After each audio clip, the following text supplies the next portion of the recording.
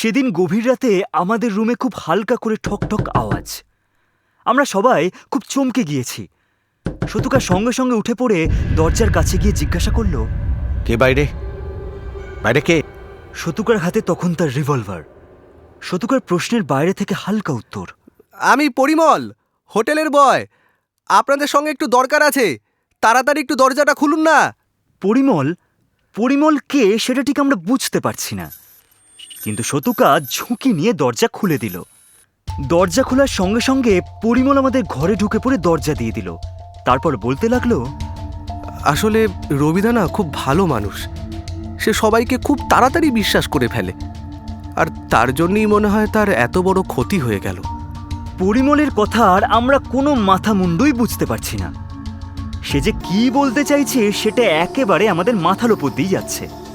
তারপর পরিমল এইভাবে এত রাতে আমাদের হোটেলে এসে এইসব বলছে কেন? দিনের বেলাতেই সে তো দিব্যি আমাদের সামনে এসে এইসব কথা বলতে পারত, কিন্তু তার কথাবার্তার মধ্যে কেমন যেন রহস্য লুকিয়ে আছে। আর সে প্রচণ্ড উত্তেজিত এবং আতঙ্কিত। শতুকা তাকে যেন স্বাভাবিক করবার জন্যই বলে, আচ্ছা পরিমল, তুমি বলো যে রবির সঙ্গে ঠিক কি হয়েছে, বা রবি ঠিক কি ভুল করে ফেলেছে? আসলে রবিদা এখানে কোথাও একটা খুবই মূল্যবান কিছু সন্ধান করছিল, আর সম্ভবত সে সেটার হদিশও পেয়ে যায়। কিন্তু সেটা উদ্ধার করবার জন্যে সে আমাদের হোটেলের মালিক অজয় সমাদ্দারকে বলে। কিন্তু অজয় সমাদ্দার সেই মূল্যবান কিছু পাওয়ার লোভে রবিদার কোনো ক্ষতি করেছে বলেই তো আমার মনে হয়। তোমাদের সেই হোটেল মালিক মানে অজয় সমাদ্দারকে এখন কোথায় পাওয়া যাবে? সে কি এই হোটেলেই থাকে? না না, সে এই হোটেলে থাকে না। ওই একটু দূরে কাটোয়া শহরের মধ্যেই এক জায়গায় ওর বাড়ি। ঠিক আছে, কালকে আমরা তাহলে ওর সঙ্গে দেখা করে নেব। কিন্তু পরিমল, তুমি কিভাবে জানলে যে রবি অজয় সমাদ্দারকে এই সব কথা বলে তার সাহায্য চেয়েছে? জানলে কি করে? কারণ আমি জানতাম অজয় সমাদ্দার একেবারেই ভালো লোক নয়, আবার রবিদা খুবই ভালো ছেলে। তাই তারা যখন বিভিন্ন বিষয় নিয়ে গভীরভাবে কথা বলতো, তখন তো আমি বিভিন্ন অজুহাতে সেগুলো শোনার চেষ্টা করতাম। আমার কানেও কিছু কিছু কথা চলে আসতো, আর তার থেকেই আমি নিশ্চিত হই এরকম কোনো এক গুপ্তধনের ব্যাপারে রবিদা জানতে পেরে সেটা উদ্ধারের জন্যেই অজয়বাবুর সাহায্য চাইছে। তা তুমি রবিকে এই নিয়ে সাবধান করনি? দেখুন, আমি এই হোটেলের একজন সাধারণ কর্মচারী, আর অজয়বাবু খুব সাংঘাতিক মানুষ। তবু আমি আকার ইঙ্গিতে অনেকবারই তাকে সাবধান করেছি, কিন্তু সে তো আমার এইসব কিছুতে কোনোভাবেই পাত্তা দিতে চায়নি। আর আপনারাও অনুগ্রহ করে আমার থেকে যে এইসব জানতে পেরেছেন তা যেন একটু গোপন রাখবেন।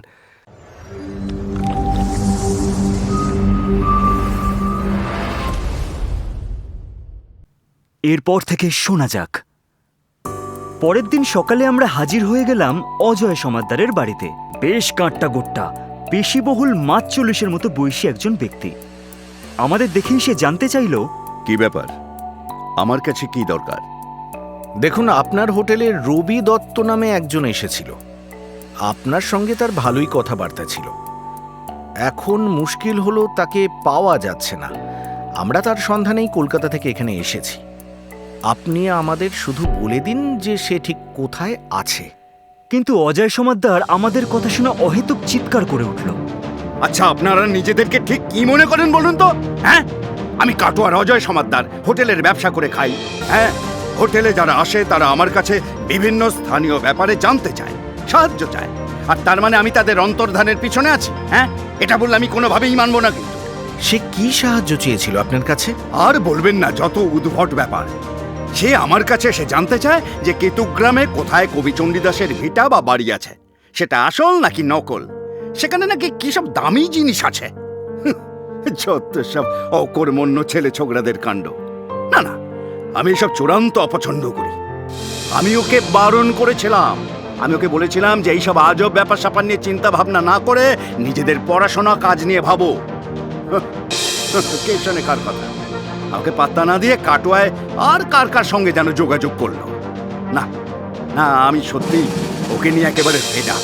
আচ্ছা, একটা কথা বলুন আমাকে, ও এখানে আর কার কার সঙ্গে যোগাযোগ করেছিল এই নিয়ে?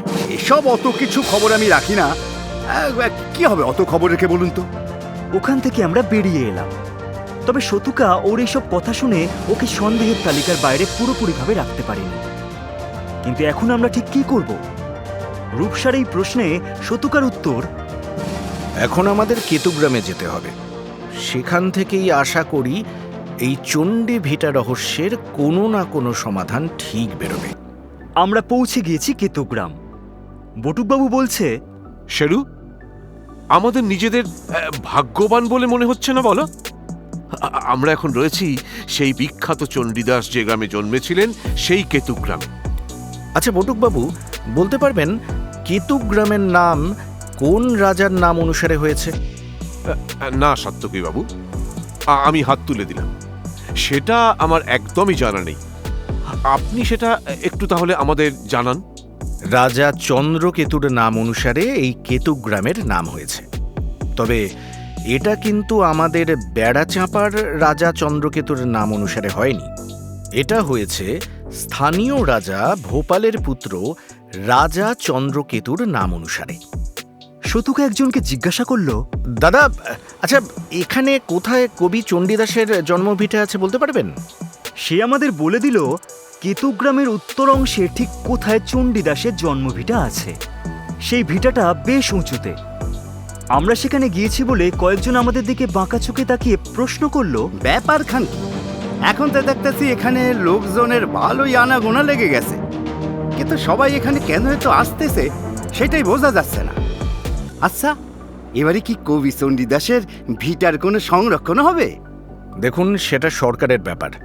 তবে আমরা এসেছি এখানে ঘুরে ফিরে একটু দেখতে। শতুকার কথায় ওরা খুব বেশি একটা সন্তুষ্ট হলো না, এটা পরিষ্কার বোঝা গেল। কিন্তু আমরা তাতে পাত্তা না দিয়ে চণ্ডীদাসের ভিটে বলে যেটা পরিচিত সেটা দেখতে লাগলাম। রূপসা বলল, শতুকা, চণ্ডীদাসের ভিটা বা জন্মস্থান নিয়ে অনেক বিতর্ক আছে। চণ্ডীদাস এই কেতুগ্রামে জন্মেছিলেন নাকি বীরভূমের নানুরে জন্মেছিলেন তাই নিয়ে যেমন বিতর্ক রয়েছে, তেমনি বাংলাদেশের মাগুরাতেও চণ্ডীদাসের জন্ম হয়েছিল বলে শোনা যায়। বটুকবাবু সেই কথা শুনে প্রায় লাফিয়ে উঠে বলে, তাহলে তো ছড়ায় লেখা আসল ভিটা আর নকল ভিটার মধ্যে পার্থক্য ধরতে পারলেই চণ্ডীদাসের গুপ্তধন আমরা উদ্ধার করতে পারবো। হ্যাঁ, সেটা পারবো, কিন্তু সেই পার্থক্য ধরতে গেলে আপনাকে যে অনেকটাই পরিশ্রম করতে হবে। সেই পরিশ্রম করতে অবশ্যই আমি রাজি। এখন বলুন, কোথায় কোথায় আমাদের পরিশ্রম করতে হবে? শতুকা আর আমরা চণ্ডীদাসের ভিটে বলতে যেটা বোঝায় সেই উঁচু মতো মাটির ঢিবির জায়গায় বারবার ঘুরে ফিরে দেখতে লাগলাম, কিন্তু সেই রকম কোনো কিছুই দেখতে পেলাম না। আমরা সুড়ঙ্গের সন্ধানে অনেকটাই ঘুরলাম, কিন্তু কোথাও সেইভাবে কিছুই পেলাম না। আমরা ফিরে আসছি, হঠাৎ আমাদের উপরে আক্রমণ। একজন বাইকে চেপে সোজা শতুকার মাথা লক্ষ্য করে একটা লোহার রড দিয়ে আঘাত করল। শতুকা আবার এইসব ক্ষেত্রে সবসময় ভালোই সতর্ক থাকে। সে যেভাবেই হোক সেই লোহার রডের আঘাত থেকে নিজেকে অনেকটাই বাঁচালো এবং নিচু হয়ে একদিকে ঝাঁপ দিল। তবে সেই রডের আঘাত তাকে খুব একটা কষ্ট দিল না। শতুকা ওই অবস্থাতে যন্ত্রণায় ছটফট করতে করতে পিস্তল বার করে ওদের উপরে তাক করেছে, আর সেই ভয়েতে ওরা ওখান থেকে পালিয়ে যায়। না হলে ওরা নিশ্চিতভাবেই ফিরে এসে শতুকা এবং আমাদের উপরে আবার প্রাণঘাতী হামলা চালাবে। শতুকাকে নিয়ে আমরা স্থানীয় হাসপাতালে গেলাম। ডাক্তার দেখে বলল, দেখুন, চোট খুব একটা গুরুতর নয়, তবে লোহার রডের বাড়িটা যদি ঘাড়ে না লেগে মাথায় লাগতো না, তাহলে হয়তো সেটা প্রাণঘাতীও হতে পারত। কাটোয়া থানা থেকে আইসি সুজয় পাল চলে এসেছেন। তিনি বললেন, দেখুন, আপনারা চাইলে আমি আপনাদের জন্য পুলিশি নিরাপত্তার ব্যবস্থা করতে পারি।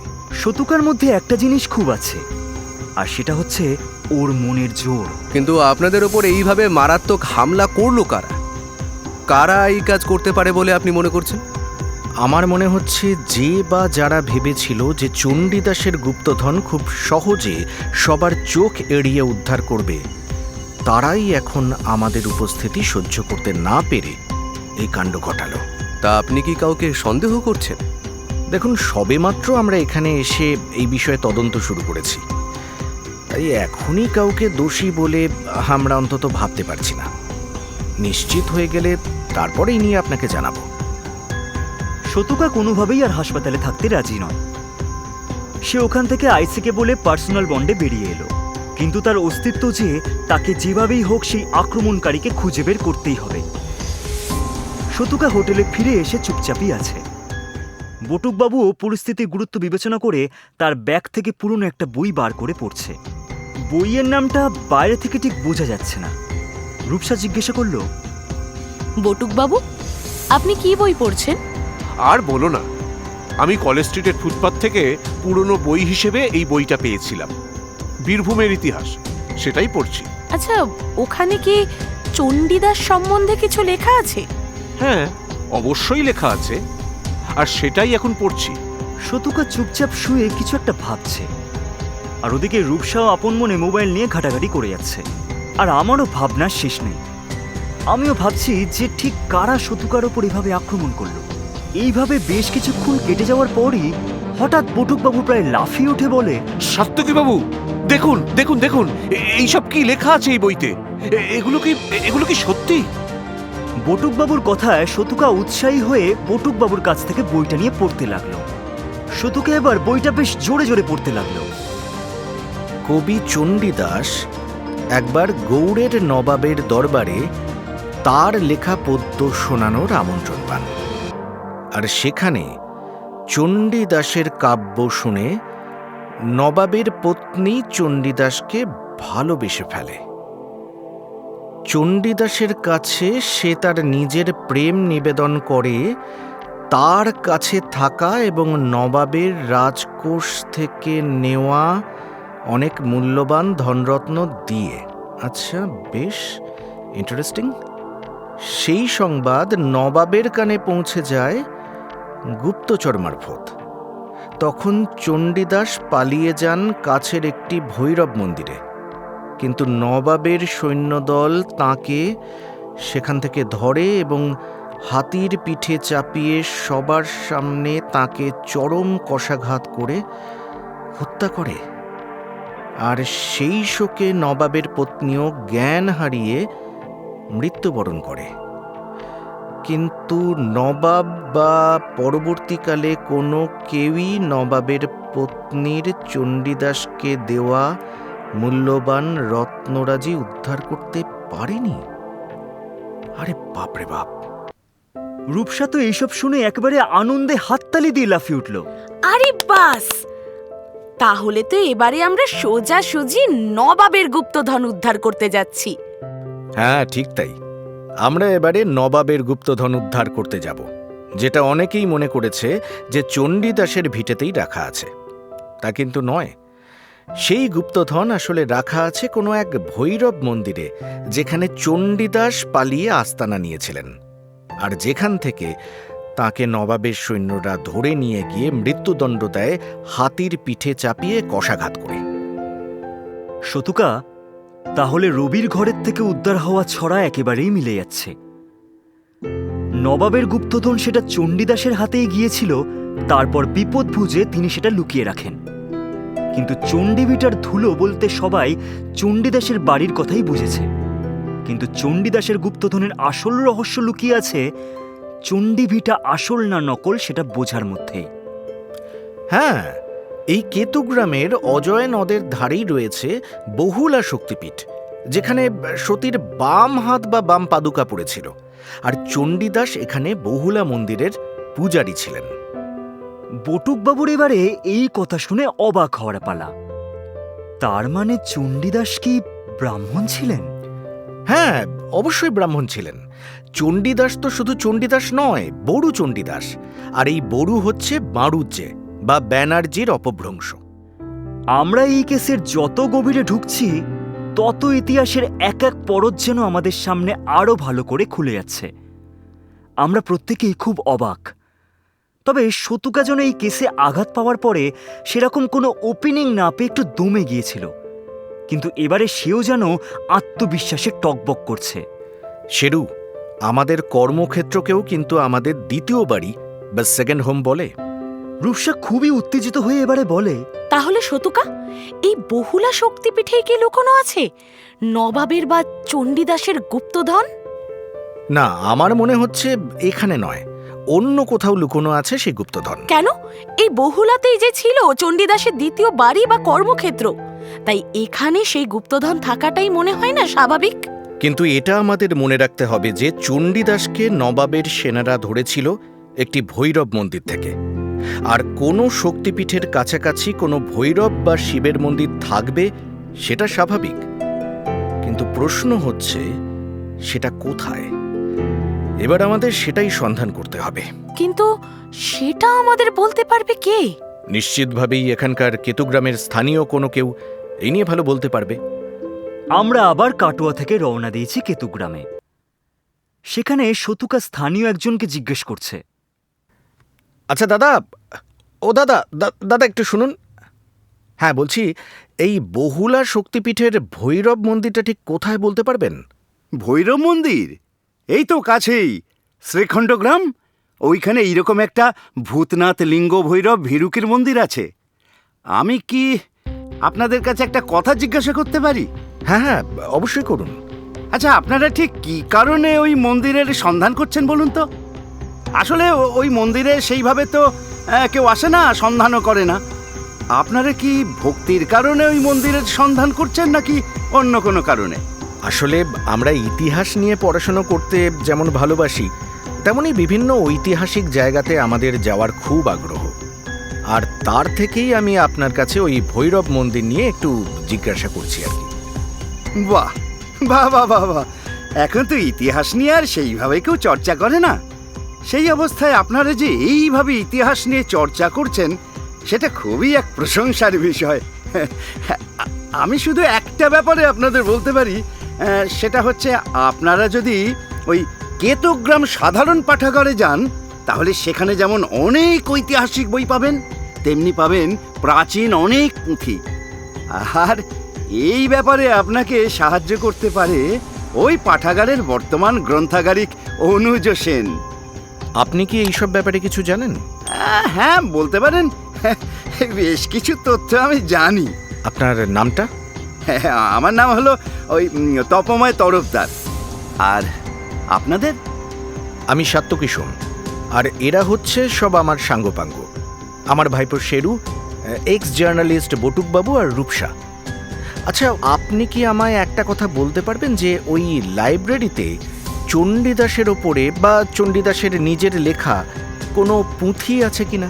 হ্যাঁ হ্যাঁ, আমরা কেতুগ্রামের সবাই মনে করি এই কেতুগ্রামই হচ্ছে চণ্ডীদাসের প্রকৃত জন্মস্থান। আর তাই চণ্ডীদাসের সব স্মৃতিকে আমরা ধরে রাখার আপ্রাণ একটা চেষ্টা চালাই। তাই চণ্ডীদাসের উপরে অনেক বই বা পুরনো লেখা আমাদের ওই লাইব্রেরিতে আপনি পাবেন। আর এছাড়া ওখানে দুর্লভ একটা জিনিসও রয়েছে, সেটা হচ্ছে চণ্ডীদাসের লেখা শেষ কাব্যের পুঁথি। সেটা কি ওখানে গেলে পড়া যাবে? হ্যাঁ হ্যাঁ, অবশ্যই সেই পুঁথি আপনি পড়তে পারবেন। তবে সেই পুঁথিতে চণ্ডীদাস যে কাব্য রচনা করে গিয়েছেন, সেটা অনেকটা হেঁয়ালি বা ধাঁধার মতো একটা সংক্ষিপ্ত রচনা। মনে হয় তিনি শ্রীকৃষ্ণ কীর্তন কাব্যের মতো বড় কিছু লিখতে চাইছিলেন, যার ভণিতা হিসেবে তিনি এটা রচনা করেন আর কি। কিন্তু নবাবের সৈন্যদের হাতে তিনি ধরা পড়ে যাওয়ার পরে তাকে নৃশংসভাবে হত্যা করা হয়, আর যার জন্যে তার কাব্যের রচনা আর সম্পূর্ণ হয় না। সেই জন্যে ভণিতাটা ওই রকম অসংলগ্ন বলে মনে হয়। তপময় তরফদারের কথা শুনে আমাদের সবারই খুব আগ্রহ।